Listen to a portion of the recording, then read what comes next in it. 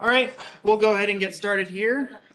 Today, it's my pleasure. Thank you all for coming. It's my pleasure to introduce Dr. Tom Geary from USDA Fort Keogh, based in Miles City. Tom's been a research scientist there for a number of years, and today he's going to talk a little bit about his work on fertility in cattle. Thank you, Chris. So I long night last night. So if I'm drinking coffee, you guys ought to be drinking coffee. Okay. So good luck to you. I have a very monotone voice. So if you feel the need to stand up and stretch a little bit, get blood flowing to the important parts of your body, that's fine to do so. Okay. All right.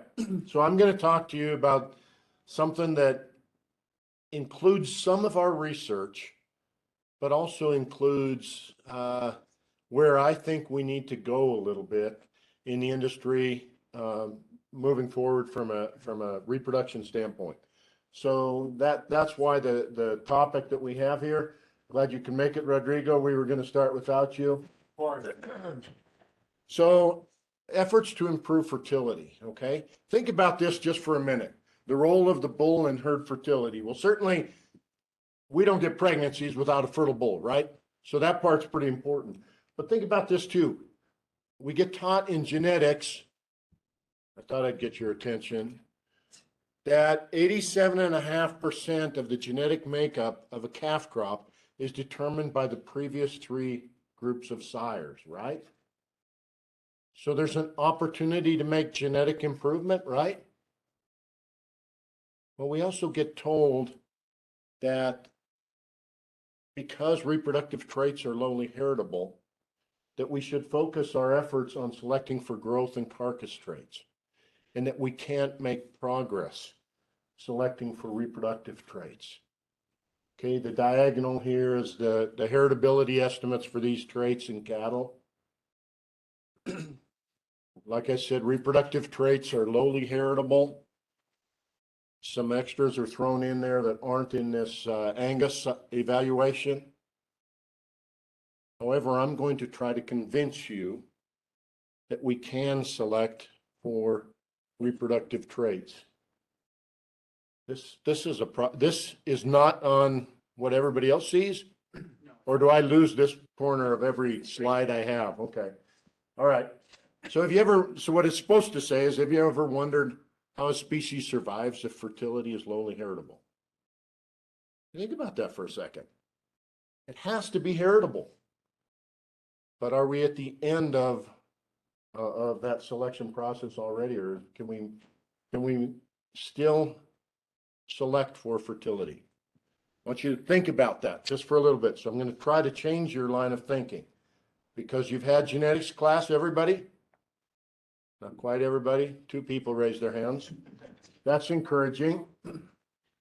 Okay. When we conduct a breeding soundness evaluation on a bull, okay, fertility exam on a bull, what are the possible outcomes? Go ahead. We're going to try to be interactive here. Pass, fail, and deferred. Right. Okay. Think about that. Is a bull that passes truly 100% fertile? No way. Is a bull that fails infertile? Probably not. They're subfertile at least. That's really the value of it. Okay. Can we make much selection pressure on a trait that's pass-fail? We can't, because the ones that fail don't get to breed anything, right? Generally speaking. And the ones that pass are just that. They passed. We don't have a graded scale for them to say these are the most fertile bulls in that group compared to all the rest of them.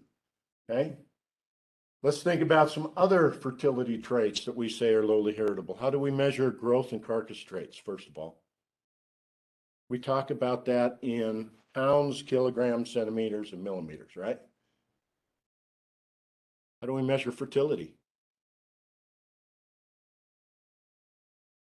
What kind of units do we use usually? We use a percentile, right? Pounds are a continuous variable. Fertility, when you get to 100%, you can't go any higher, right? When we preg test a cow, what are the possible outcomes? It's 0 or 1, right? Either they're pregnant or they're not pregnant. Are the open cows going to pass along any reproductive traits? No, they're not going to pass on anything, right? Anger. So how about a common breeding season pregnancy rate? What would be common, do you guys say? I'm going to give you an answer. Let's just see if I'm in the right ballpark. Well, you guys have got to wake up. How about 93% for a breeding season of 60 days, let's say? Okay. Is there much room for improvement? Not much, is there? If we have calves that wean 500 pounds, we can do a lot of things from a genetic standpoint to select for increased gain, right? But there's not a lot of room there for improvement. Anybody know this says, how much has herd pregnancy rate improved over the past 50 years? Herd pregnancy rate for about a 60-day breeding season. It's about 5% in 50 years. So we haven't made much progress, but I'm not sure we've put much selection pressure on reproductive traits. And I'm going to try to convince you that we can. Okay. Common single service breeding season or pregnancy rate. This graph shows what happens with fertilization in cattle. It's up around 95%. But by the time we're first able to diagnose pregnancy, we're already down to 70%. Okay, so there is some room for improvement there, right? When we measure fertility traits, it says, are we measuring a single trait or individual traits, or are we measuring a multitude of traits? Think about that for a second. Here's a graph that just shows the events of early pregnancy and the things that have to happen in order for pregnancy to succeed. The bottom panel shows the steroid hormone concentrations that cow has to have present, I guess, or for that embryo to be present. The middle one is what the conceptus is going to look like at this stage, post-mating or post-estrus. And the top half of this is kind of an illustration or a cartoon of where that embryo is in the reproductive tract of the cow, okay? And so these are the events that have to happen. We have to have this type of steroid profile. Estradiol is important for establishment of pregnancy, as far as cow's got to be in estrus for her to be bred by natural service, at least, right? Estradiol causes that. This rise in progesterone that we see, and I'm struggling with the pointer here, Chris. The rise in progesterone is obligatory for pregnancy establishment. That conceptus has to produce interferon tau for the cow to recognize that she's even pregnant, to prevent destruction of the corpus luteum and having a new estrus cycle, right? So those are the things that have to happen. But the requirements for our exam of pregnancy out here at day 27 is that, first of all, puberty if it's a heifer, or a return to cyclicity if it's a cow. We have to have insemination to be successful, whether that's by AI or by a bull. Cow's got to ovulate, fertilization has to occur, normal embryonic development has to occur, pregnancy recognition on day 17, and then it has to be maintained still. Okay, so that's a multitude of events that we're saying open or pregnant. Okay, so if we can eliminate some of the noise here, or we can start putting a little bit of selection pressure on individual traits within this group, or other traits that are related, then maybe I think we can make some progress. I'll share more about that in a minute. This graph shows the milk yield in the dark line, the dark circles. Oh, shit, wrong button. Sorry. The solid line is the milk production in Holstein from 1950s to 2007. And the open circle line is daughter pregnancy rate, which is the axis on this other side. You can see that obviously we can select against fertility. So if we can select against fertility, we certainly can select for fertility. And that's the take-home message I want you guys to take away from here. This is the equation of reproduction, okay? How we determine conception rate. These are the 4 ingredients, essentially. If we use AI, this is what it looks like. The percent of cows artificially inseminated, inseminator efficiency, herd fertility is a measure of the cow fertility in that group, and then the semen fertility. If we're going to use natural service, then that changes a little bit, and items 1 and 2 here are really maybe one measure, okay? The bull's ability to breed and successfully breed, I should say, a cow, the cow's herd fertility, and then the bull's fertility. So those are the components of that. This is several scenarios, okay? I want to walk through a couple of these at least, and just get you thinking along the lines that I am. With natural service and a fertile bull, let's say 100% of the time, copulation and breeding is successful. Herd fertility level has to be around 75% because this is as good as you're going to get for conception rate, is 70%. We know that the bull fertility is not 100%. We don't know what it is yet, but compared to Estrus AI, for example, we might say that maybe when we're trying to breed 100 cows, maybe we really don't succeed 100% of the time. So we'll be a little bit conservative there. The fertility level of the cow herd doesn't change. We might say that maybe we're using slightly more fertile bulls because those bulls that we've collected semen on and froze semen on have already a certain level of fertility associated with them. And so in a situation like that, we're still only getting 70% conception rate. That's as good as we're going to get right now, okay? That's as good as we're going to get. What if we have a new inseminator? And I don't pretend to think that all new inseminators are worse than old inseminators, okay? And I know somebody who's watching this seminar who beat me this year by a percentage point or 2, and she's laughing right now.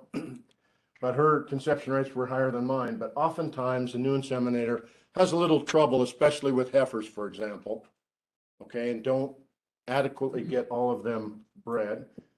But we can see a decrease in conception rate pretty quickly.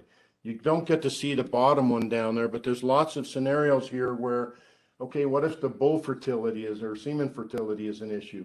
What if with timed AI and we're inducing estrus cycles and we're forcing ovulation, everything that's a little bit not natural, herd fertility is decreased.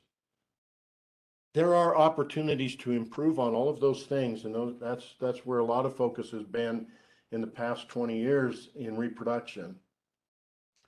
Even if we have a pretty fertile bull, but with timed AI, even that is more of a challenge because the timing of ovulation is not so well controlled compared to breeding by estrus, okay? This one says nothing is optimal, so that's including 2, 3, and 4 here. Nothing's optimal. This percentage, I think, is 44%. And in the bottom scenario, it is with natural service, and this is 41% because this bull is a dud. If we don't conduct at least a breeding soundness exam and eliminate that infertile bull by failing that bull, and if that bull is a dominant bull in a breeding pasture, then that bull really has to get his tail whooped before the other bulls in that breeding pasture get to serve very many cows. So you can have a real train wreck, right? So now we're going to make this simplistic, okay? There are 3 primary variables that affect fertility and embryonic mortality. The ovary, because the ovary provides the egg or the oocyte for fertilization, okay? It also provides some key hormones involved with fertilization and pregnancy establishment. The uterus is a home for the embryo and fetal development. Where's Rodrigo? I'm not including nutrition in this yet. I'm not including genetics in this yet. Even though they play a component, there is a role, right? We know that there's a role, but they're essentially improving the uterus or improving the oocyte, right? And then we have the bull and sperm fertility.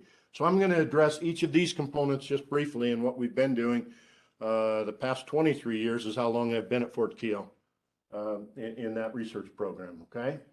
So I'm going to start out with ovulatory follicle size as a marker for cattle fertility. And it shows two graphs up here. So one graph on the left is when we induce ovulation, synchronize estrus cycles and induce ovulation. The one in the center there is when cows come into estrus and ovulate spontaneously, okay? The bottom, the x-axis is the size of the follicle that ovulates, and the y-axis is the pregnancy rate. And it doesn't take a genius to figure out that size doesn't matter if a cow comes in estrus, right? But if we induce ovulation, you can see that as follicle size increases, so does the pregnancy rate.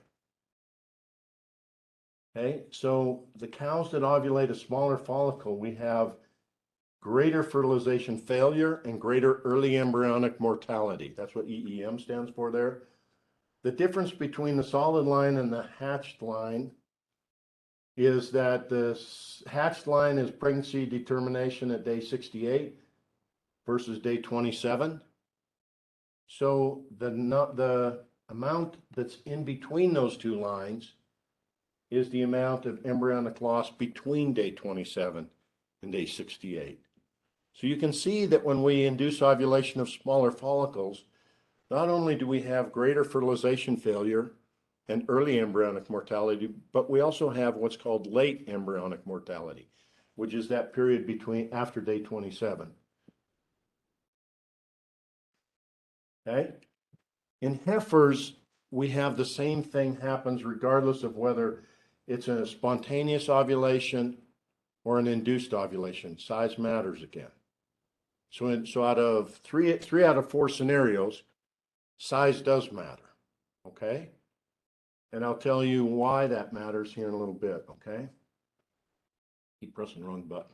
So the take-home message from this is ovulatory follicle size, nothing more than a shoot size measure of fertility for GnRH-induced ovulation in cows and heifers, regardless of whether it's a spontaneous or an induced estrus, okay?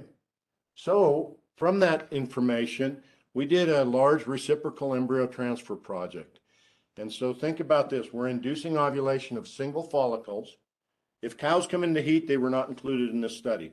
So only cows that didn't come into estrus and we induced ovulation, and we have cows that we collected a single embryo from, and we have cows that we put that single embryo into.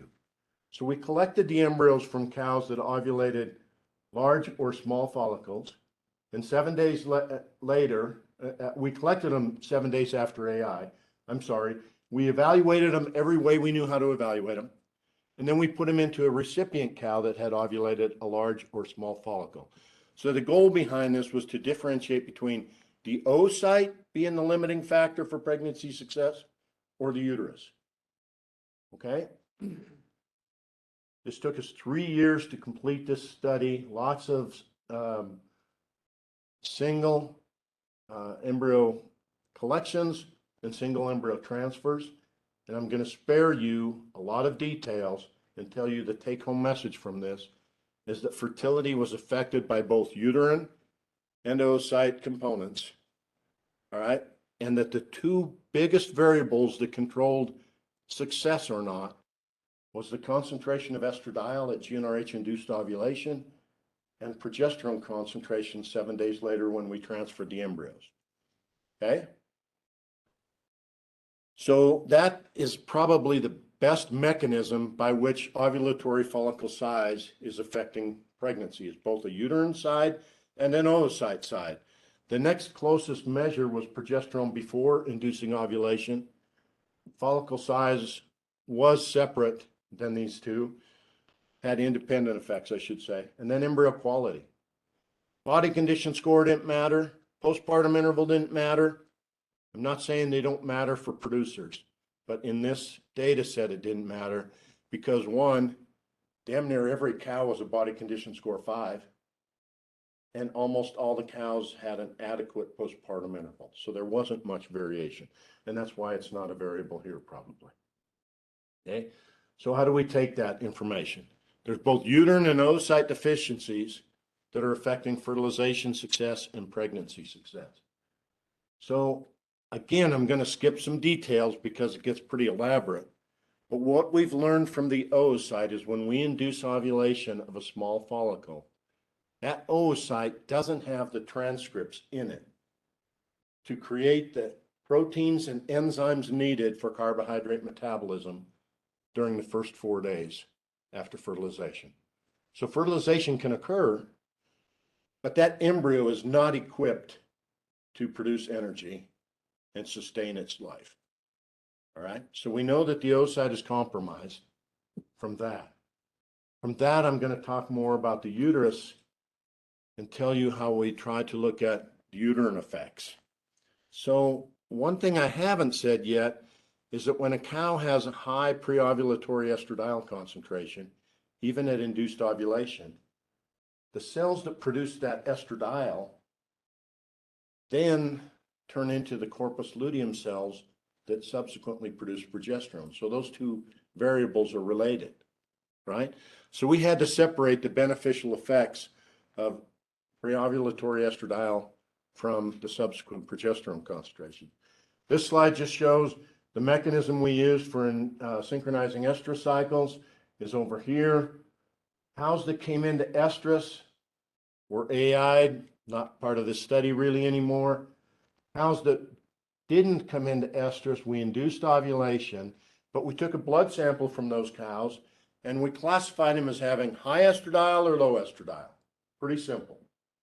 All right, and then those cows within that high and low estradiol classification, we used a treatment of 3 injections of prostaglandin on days 3, 3.5, and 4. And that's generally earlier than when we would use prostaglandin for luteolysis that we use for synchronization. The CL does not yet have receptors for prostaglandin, so it doesn't destroy the CL, but it certainly knocks down progesterone production from those cows. Okay, so that's how we arrived at the low progesterone groups here. Okay, we then evaluated pregnancy in these animals, and I can tell you the take-home message from this is that estradiol mattered from this data set, and progesterone didn't. Now, I say progesterone didn't, but there's still 9% difference in pregnancy rate there, right? But there's a much larger difference in pregnancy rate when we classify those pregnancies based on what estradiol concentrations were, okay? So estradiol is more important to pregnancy maintenance than progesterone. All right, let's go back to this set of early events that has to occur.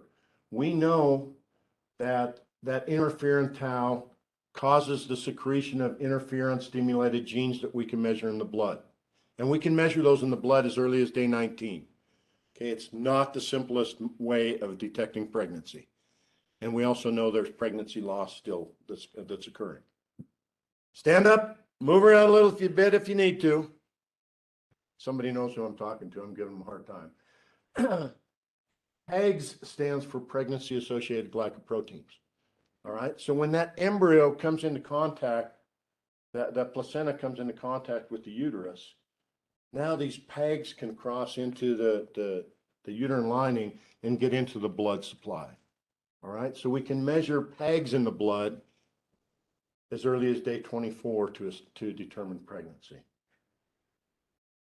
Okay, we know that when we increase progesterone, we get an increase in interferon tau and an increase in PEGs because we get a faster and larger growing embryo. So the goal of this next study was to determine how does this rise in preovulatory estradiol impact early embryo development. Okay, so this is a grant that's been funded. We're going to look at, we're going to look at pregnancy on day 19, 24, 30, and 58 in a group of cows that we treat as having been in estrus, induced ovulation with GnRH, or induced ovulation plus estradiol, because we've identified estradiol is what's limiting, right? Okay, we also characterized how much estradiol was similar to what level is in the cow's blood when they're in estrus. So we found that to be 100 micrograms of estradiol 17 beta. So we had to come up with this model initially. And then the next part of this grant is to produce embryos and allow harvesting of the uteri early in pregnancy so we can see what's different. How is that uterus better prepared for pregnancy? How is it helping that conceptus to grow better? And how is the conceptus different in pregnant animals that are in these three treatment groups? We hoped to eliminate one of these treatment groups. We hope to eliminate the estrus cows and just use these two treatments and then harvest fewer animals and more in just those treatments. Okay. One of the problems we ran into in the last 3 years has been getting into a slaughter plant to collect reproductive tracts because of COVID. We're gaining ground there. Here's the data on pregnancy rates. So we put embryos, I didn't clarify that very well, but you guys saw that on day 7, we didn't breed any of these cows. We just put embryos in them. Okay. These embryos, there are 3 treatments here. Embryos are all from the same flush in a group of 3, save that are the same quality and stage of embryonic development.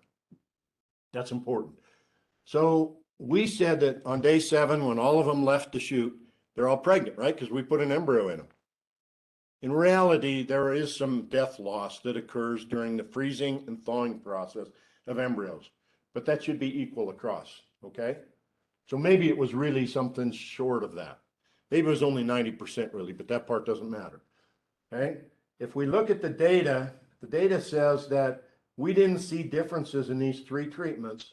Black, yellow, and red indicate estrus, GnRH plus estradiol, or just GnRH alone, until day 30, okay?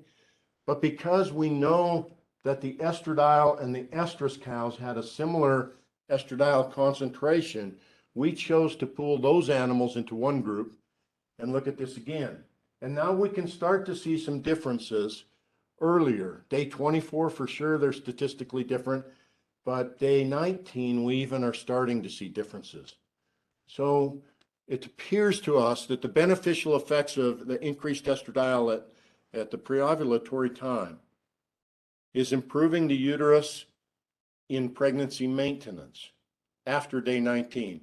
We based this on our results here and some other studies that we published earlier that suggests that the estradiol is helping maintain pregnancies.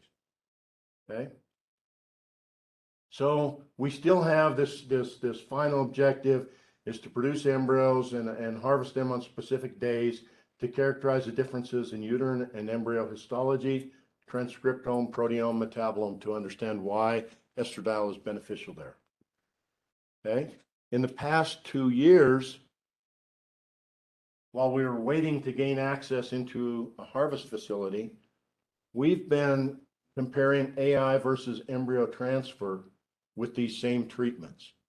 So here's the idea that when we induce ovulation, we know in the cows that have a small follicle or have low estradiol that we're inducing a subfertile oocyte, right?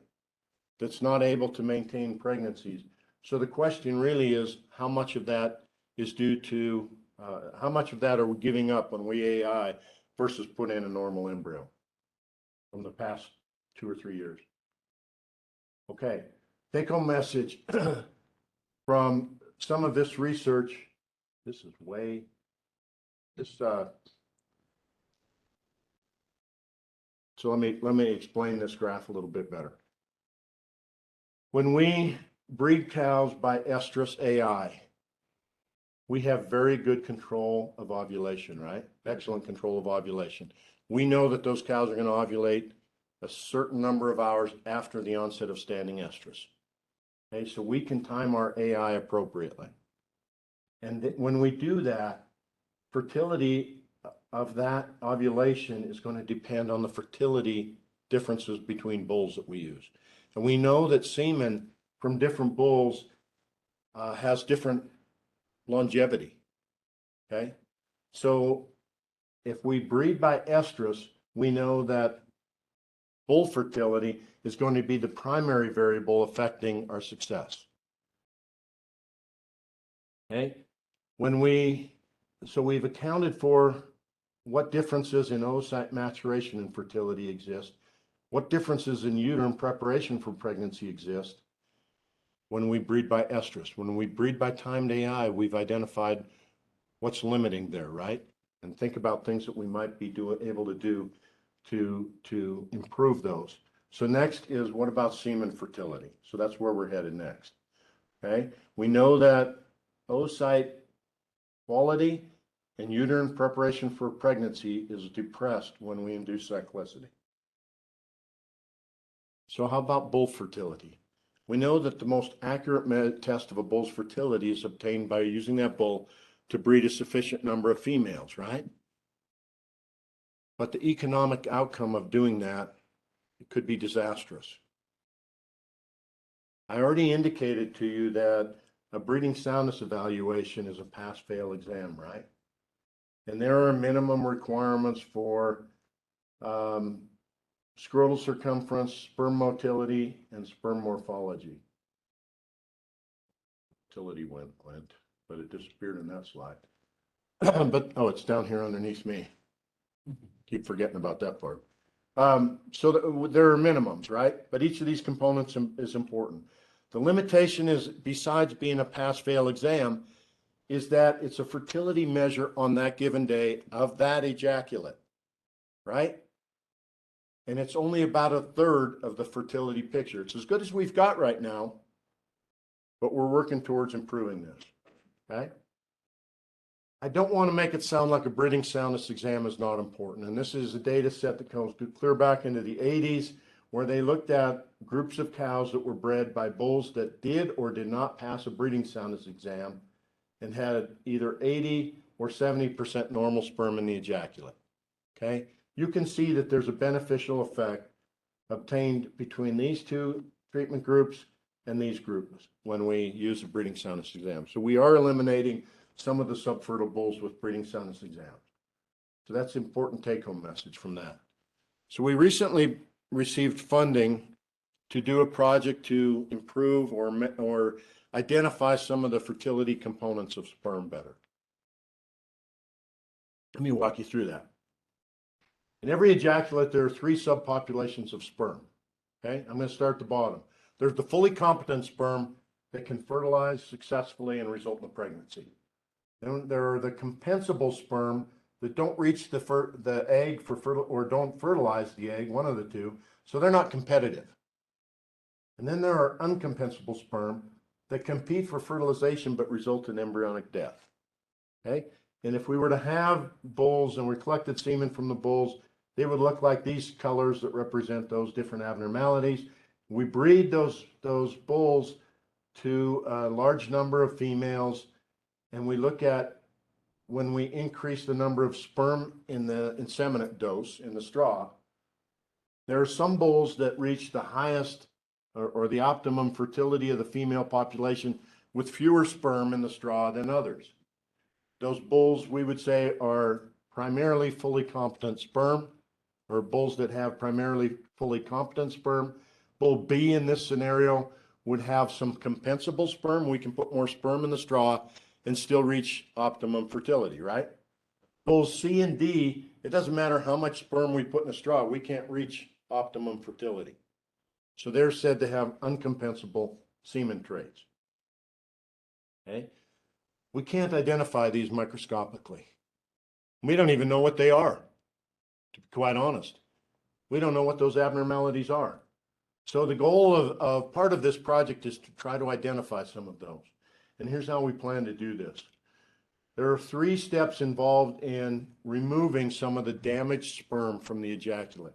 So we can take tiny magnetic particles called nanoparticles. We can coat them with a specific compound or with an antibody that binds to the sperm that are damaged or no good or have at least a specific abnormality, because we want to remove those from the ejaculate. All right. Then we can inseminate cows with a cleaned up nano-purified fraction of that bull's ejaculate and compare it to the natural ejaculate from that bull, okay? Our goal, what it shows here, is we're trying to eliminate the uncompensable sperm. Again, we don't know what they are yet, okay? But we know that if we remove one that's called damaged acrosomes, we know that we can improve fertility a little bit because we've done some studies like that. So we're planning a heterospermic field trial. We're trying to do this with Simplot because this takes a large number of inseminations, and we want to have equal fertility of the cow herd that we're using this in. Okay, so our goal is to have a bull A and bull B, and we're going to have 5 replicates of bull A and bull B, so 10 total bulls. All right. In one of them, PNA means peanut agglutinin. That's one of the compounds that we can coat these magnetic nanoparticles with to remove acrosome damaged sperm. So in treatment 1, bull A is purified. In treatment 2, bull B is purified. In treatment 3, both are purified. In treatment 4, neither are purified, right? So treatments 3 and 4 should show us the difference in fertility between bull A and B, right? So we'll look at pregnancy rate, and then we'll look at percentage of calves sired by bull A or bull B to determine the differences in pregnancy and to determine the value of removing that damaged sperm.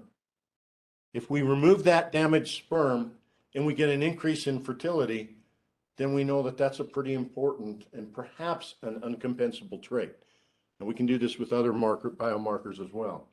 At the same time, the second objective of this study is to develop new biomarker targets for nanopurification to further improve the fertility of genetically superior sires.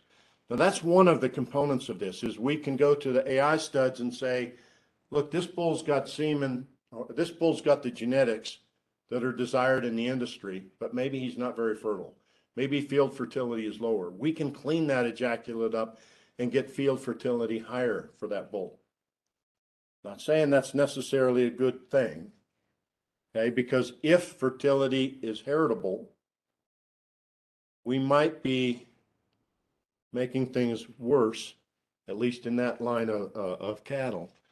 But it allows us to identify the best biomarkers for incorporation into what I'm going to talk about next, which is a quantitative bull or sperm fertility index. Okay. It also allows us to select for fertility, and it allows us to identify the heritability estimates of each of those biomarkers. So now maybe we can select for future herd fertility, because certainly we do select for one trait in bulls that affects the fertility of his daughters, right? We select for scrotal circumference because it results in earlier age of puberty and maybe even higher daughter pregnancy rates. Okay, so there's no reason to think that the same cells that differentiate embryologically into the testis aren't also affecting the ovary in the female fetuses. Okay, so we have a postdoc that's available right now to help us develop a bull and a sperm fertility index. All right, I've already said that the goal of the breeding soundness exam really is to identify subfertile and infertile bulls more than anything. Okay, so the way that we're planning on doing this is we've already got something we use called a flow cytometer that makes a lot of different measures pretty easily on an ejaculate and determine different measures of fertility within sperm. We can look at viability, acrosome integrity, mitochondrial potential is the energy potential of that sperm. We can look at DNA integrity, how well is that sperm able to withstand stressful situations. We can look at other biomarkers. Zinc signature capacitation looks like it's going to be a pretty valuable one moving forward. The value of a flow cytometer is it can evaluate 10,000 sperm in a minute. We look at a microscope, we might get 100 sperm counted in 3 or 4 minutes on one bull. And this is much more objective than us looking in a microscope. Okay. CASA stands for Computer Assisted Sperm Analyzer. That evaluates motility in 30 different ways. You probably didn't realize motility could be evaluated 30 ways.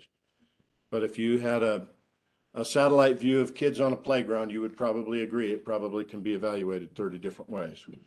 Okay. In vitro fertilization, we're working with other laboratories that have identified and hope to work with Sarah as well, that the growth rate of that embryo after fertilization in vitro might be related to some of these key fertility measures in sperm and then field fertility alone. So that's our goals there. This is what I believe need to be the components of a bull or sperm semen fertility index. I'm sharing this with people because I'm getting kind of long towards retirement, right? I'm probably not going to be the one to solve this answer or solve this question, okay?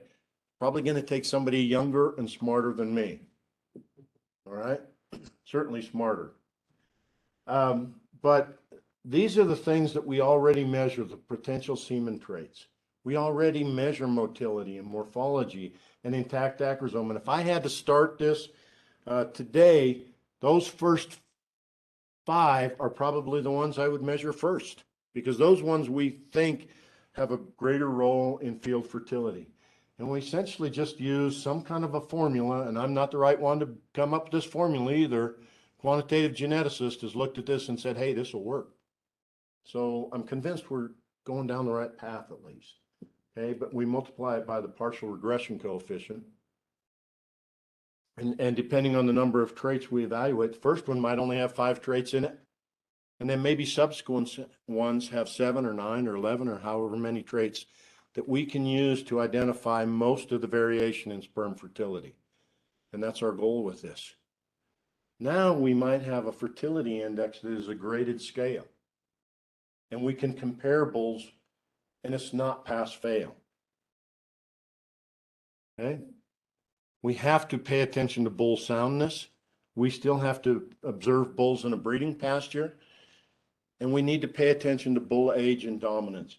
If we put out a bunch of yearling bulls with a 4-year-old bull, those yearling bulls probably aren't going to breed any cows until that older bull is kind of tired.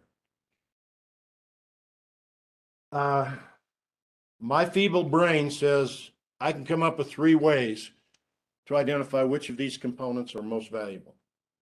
Okay? One of them is collect data on thousands of bulls and compare it to offspring parentage. We actually learned that we may have access to some data sets for this. So that's pretty cool.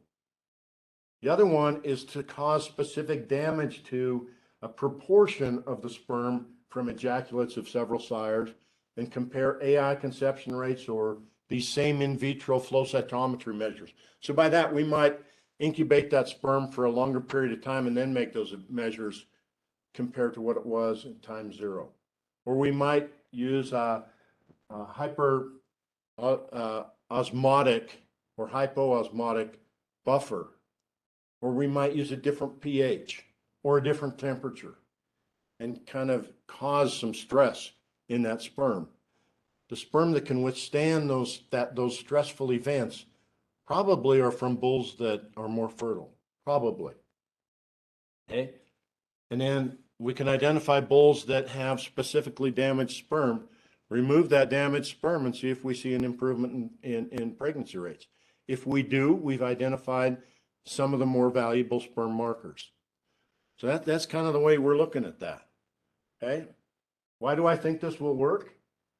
Because when we began down this road, 2018, we contacted Simplot and said, hey, are you willing to work with us on this?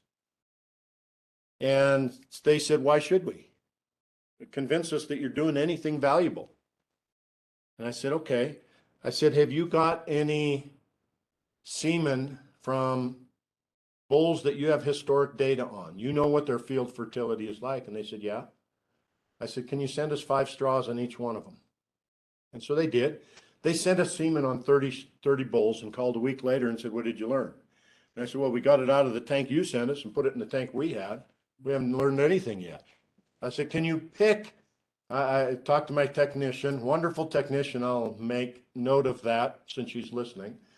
I said to my technician, how many can you do in a day? She said 8. So I said to Simplot, identify the 8 bulls you want us to compare. Don't tell us their fertility ranking. Tell us which bulls you want us to compare. We'll do all these measures. FC1 means flow cytometer, measure 1 through 7. And then we'll come up with a composite score. And then I hedged my bet a little bit and said, these ones I think are highest fertility, these are moderate fertility, and these are the lowest fertility. And we sent that data to Simplot, and they called us about 30 minutes later and said, yeah, we want to work with you. So I think we can make some progress here. Pretty neat. I think I just got a text from Abby saying, thanks for saying something. Got a text from somebody. So why does this all matter? Chris, you asked me to include a slide of why all of this matters, okay?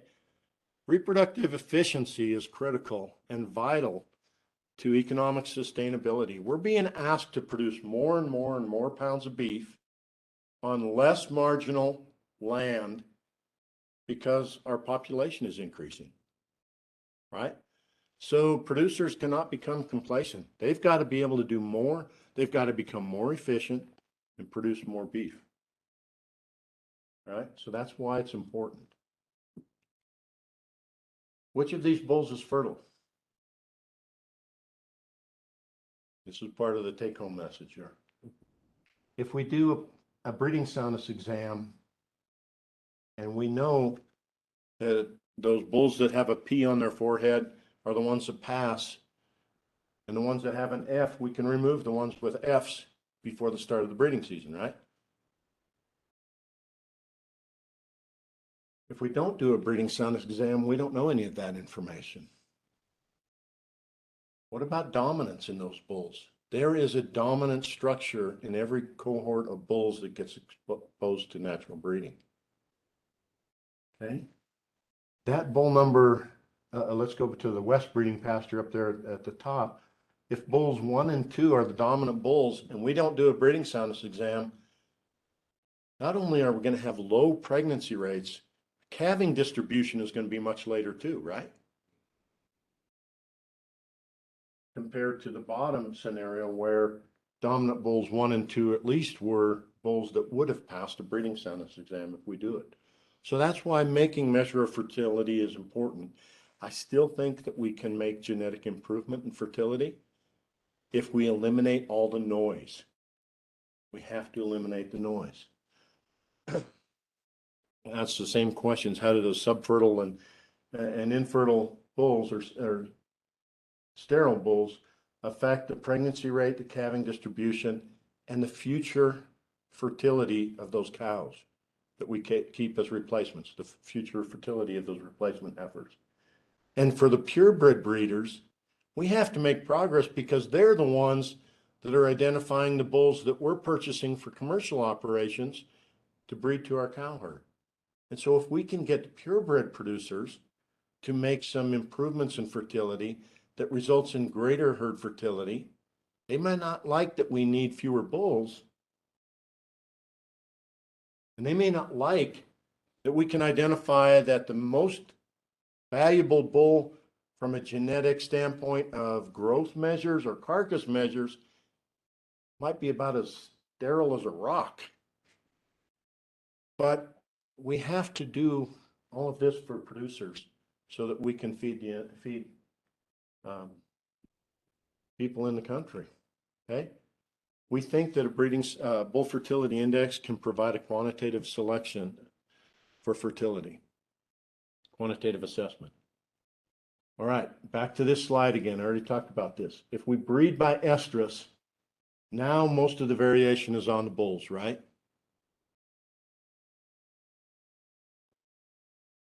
If we breed by AI versus Estrus AI versus timed AI, Estrus AI is the window on the left, timed AI is the Estrus AI and excellent control of ovulation is on the right as you look at the screen. And the left is what happens when we don't have good ovulation control. Even when we have good ovulation control, though, we know that a third of those cows is what this says. A third of those cows will ovulate an oocyte whose fertility is reduced and will create a uterine environment that is less capable for pregnancy. So again, we have to eliminate the noise here when we select for specific measures of fertility, and we can't use timed AI really. Even though that's the most convenient method, we can't use timed AI to evaluate bull fertility because of these other variables. All right, with that, I'll stop. You got 10 minutes to eat your lunch and get back to work. Sorry. Thank you.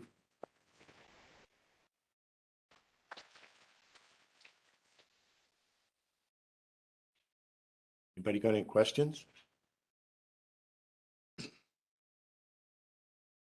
Anybody want to go into graduate school? Nobody? Yeah. Anybody want a postdoc?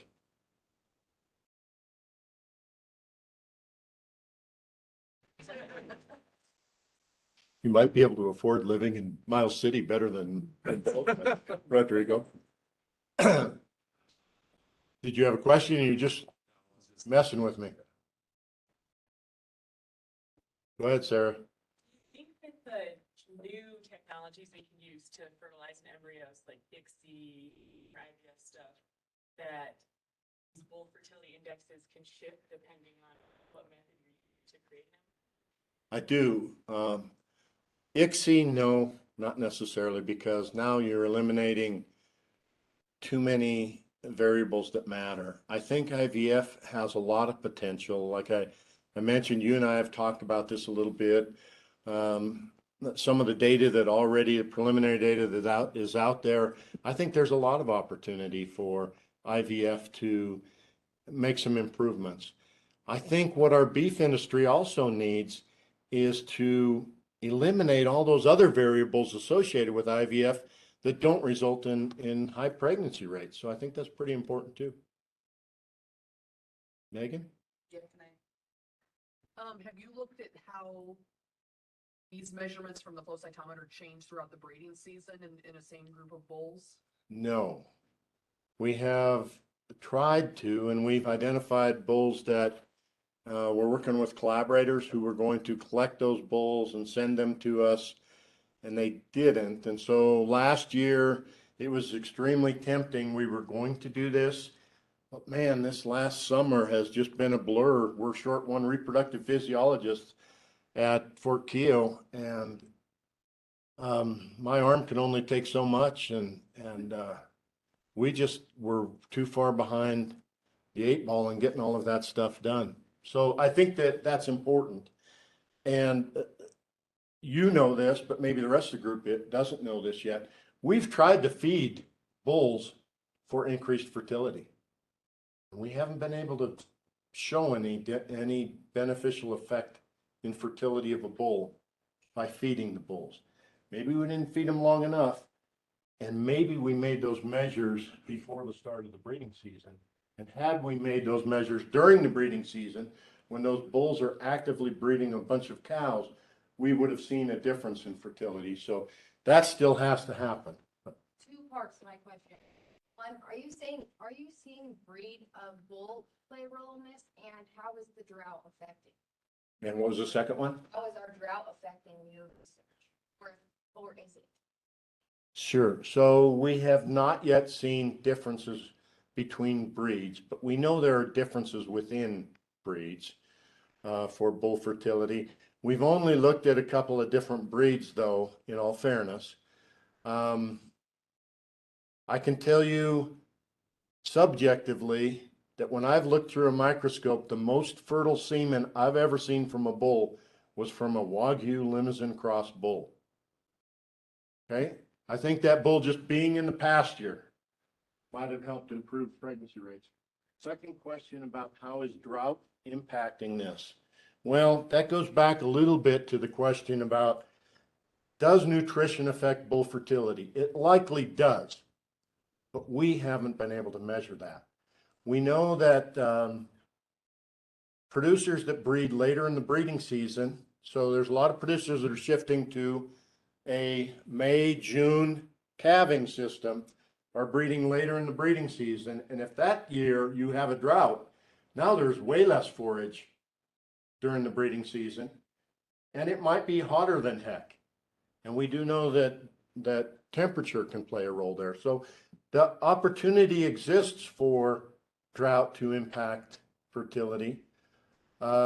Certainly the opportunity exists on the cow side as well, that during a drought, the forage is not as nutritious. And so that's impacting the fertility, herd fertility level of the female population. So certainly that opportunity exists, yes. I'm gonna ask a follow-up, sorry, Tom, more Nope. nutrition.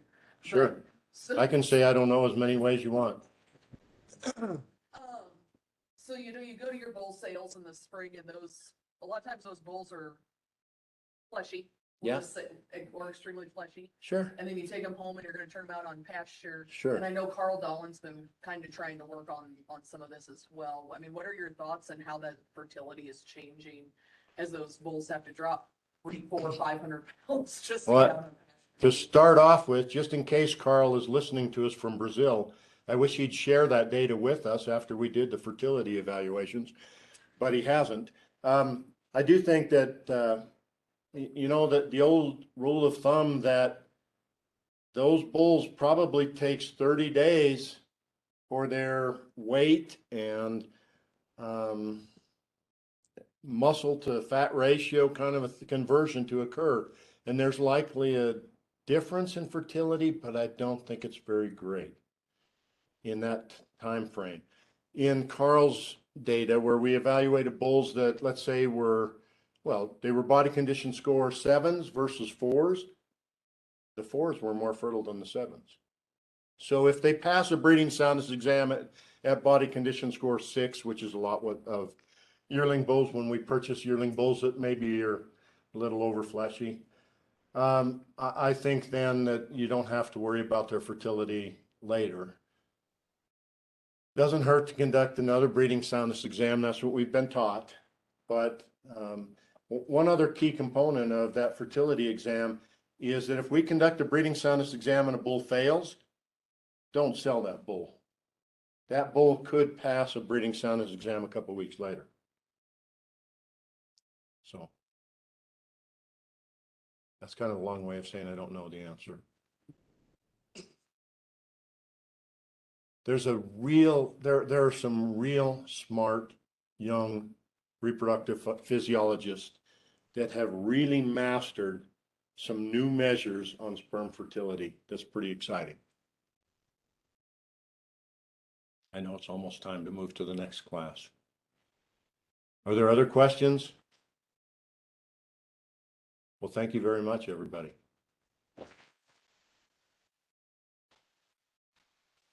I'll remind graduate students, there's lunch down the hall with Dr. Geary for the next hour. I have to eat again? All right.